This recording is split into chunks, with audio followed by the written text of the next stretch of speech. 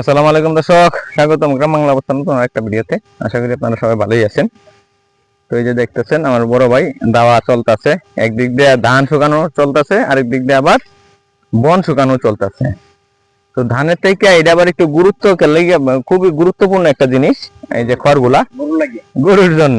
তো ভাইয়ের কাছে একটু আমরা জানি যে কেন এটা একটু গুরুত্বপূর্ণ। ভাই, ধানটা কেয়ার লাগিয়া গুরুত্বপূর্ণ একটু মানে ধানের থেকে যে ইয়াটা গুরুত্বপূর্ণ একটু কেয়ার লাগিয়া গুরুত্বপূর্ণ হয়ে গিয়া ধান যেমনই হোক, কিন্তু কেরগুলা গরুর জন্য খুব প্রয়োজন।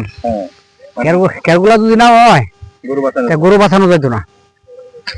মানে এখন কষ্ট করিয়া তোলা হইতাছে আল্লাহ রহমতে।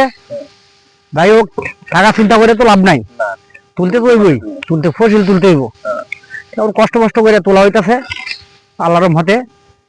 দিন যদি যে বনগুলো আছে বনগুলো যে মানে প্রত্যেকটা গৃহস্থের যে এই যে মনে করেন বেশি করে যদি যেতে পারে, মনে করেন 6 মাস বা 5 মাস যেতে পারে, খাবার চিন্তা করা লাগবে না। গরু লেগে না। হ্যাঁ, ধন্যবাদ বড় ভাইরে, ধন্যবাদ কতটা দেওয়ার জন্য। ভালো থাকবো ভাই। দর্শক, আপনারা তো শুনলেন যে ধানের যেরকম গুরুত্ব তোলাটা, ঠিক তেমনি খড়ের গুরুত্ব আছে তোলাটা, কারণ গবাদি পশুকে বাঁচাইতে হবে।